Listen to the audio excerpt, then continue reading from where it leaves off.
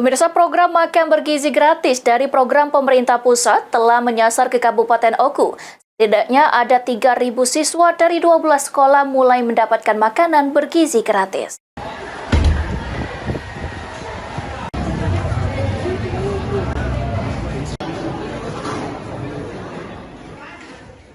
Setelah pelaksanaan perdana serentak seluruh Indonesia pada 6 Januari lalu, Kabupaten Oku akhirnya kebagian pelaksanaan pemberian makan bergizi gratis pada pekan kedua.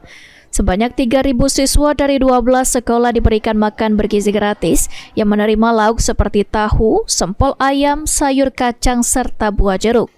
PJ Bupati Oku M. Iqbal Ali Syabana mengatakan setelah dilakukan pemantauan selama proses pelaksanaan makan bergizi gratis, pihaknya terus berkoordinasi dengan pihak Badan Gizi Nasional untuk pemenuhan program serta pembuatan dapur umum. Untuk di Oku sendiri ada 12 sekolah, 1 sekolah PAUD, 3 TK, 6 SD, 1 SMP, dan 1 MTS. Hari ini kita melihat langsung di MTS yang ada di sini.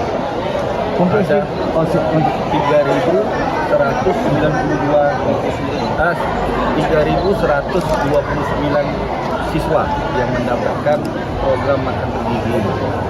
Program memang pemberian makanan bergizi yang diberikan ataupun dilaksanakan langsung oleh Badan Gizi Nasional.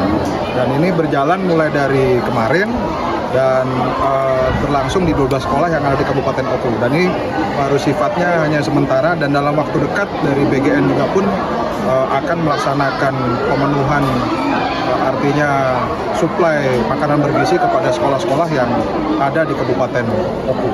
Adanya MBG ini bagaimana dengan program dari Kodam yang dapur masuk sekolah itu, Pak Dandim? Kami tetap melaksanakan kegiatan dapur masuk sekolah, terutama bagi sekolah-sekolah yang mungkin belum mendapatkan makanan bergizi sampai dengan semuanya mendapatkan makanan bergizi.